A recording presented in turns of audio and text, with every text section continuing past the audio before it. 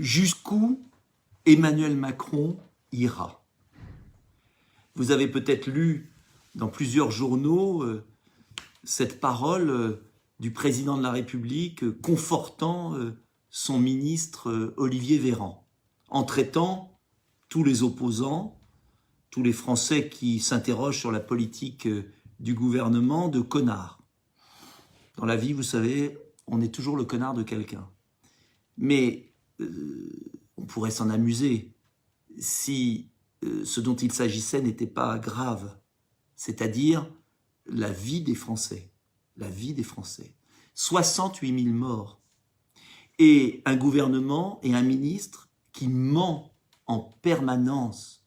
Hier, ici, je suis à l'Assemblée nationale dans mon bureau, en séance des questions d'actualité, le ministre de la Santé ose dire devant l'hémicycle qu'il y a des contrôles aux frontières et qu'on exige un test négatif et que c'est formidable. Alors oui, pour ceux qui arrivent du Royaume-Uni avec retard, mais vous pouvez venir de Belgique, d'Allemagne, d'Afrique du Sud, de partout.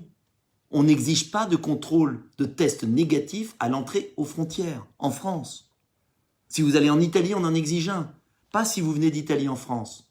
Le ministre de la Santé a menti devant les représentants de la nation, avec un aplomb, une arrogance, un mépris insupportable pour moi, en tout cas. Deuxième grand mensonge, j'ai écrit au président de la République, au ministre de la Santé, avec M. Asselineau et M. Philippot, j'aurais pu le faire avec d'autres aussi, sur la question des soins. Pourquoi pas d'études indépendantes sur l'ivermectine, sur l'hydroxychloroquine? Pourquoi ne pas relayer les préconisations de l'Académie de médecine sur la vitamine D, le manque de vitamine D dans les EHPAD? Nos anciens sont en carence de vitamine D. Or, on sait, les plus grands spécialistes le disent, l'Académie de médecine, que si on distribuait de la vitamine D à tous les anciens dans les EHPAD, aux 600 000 pensionnaires des EHPAD, on sauverait des milliers de vies. Rien, pas de réponse. Ça n'intéresse pas le ministre de la Santé.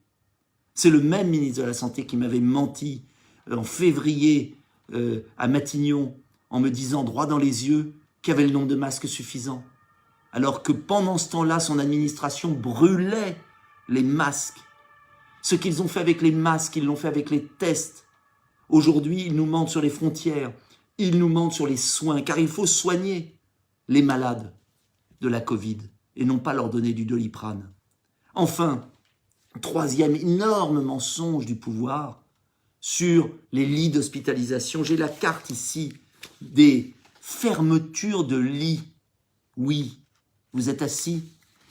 Ils ont fermé, après avoir fermé 70 000 lits au cours des années passées, les gouvernements successifs, eh bien, en 2000, j'ai le chiffre, je vais vous le donner, on a fermé en 2018 4 000 lits, ils ont fermé, Emmanuel Macron, 4 000 lits, 3 400 lits fermés en 2019, et il continue, oui, il continue, toutes ces, je ne sais pas si vous voyez, tous ces points là sur la carte, ce sont les fermetures de lits. En Essonne, ils ont fermé en septembre des lits à Juvisy qui avaient accueilli du malade du Covid.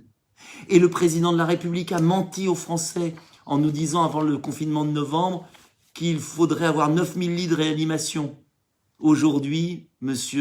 Castex nous parle de 5 000 lits, toujours les mêmes 5 000 lits. Alors qu'on aurait pu réouvrir, comme j'ai proposé, le Val-de-Grâce, on aurait pu rouvrir un hôpital et puis surtout arrêter de fermer les hôpitaux. Mensonges sur les frontières, mensonges sur les soins, mensonges sur les lits d'hospitalisation et mensonges, beaucoup de mensonges sur la vaccination, je ne reviens pas dessus, j'en reparlerai. Alors, il y a un moment, trop c'est trop, je vous invite à diffuser cette vidéo, il faut que les Français sachent qu'Emmanuel Macron et son ministre de la Santé méprisent le peuple autant qu'ils sont incompétents.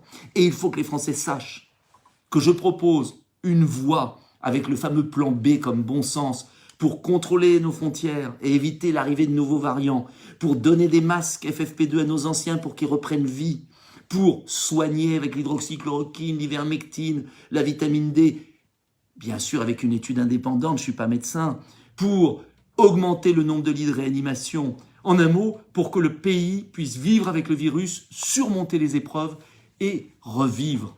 Il y a une autre politique possible. Aidez-moi.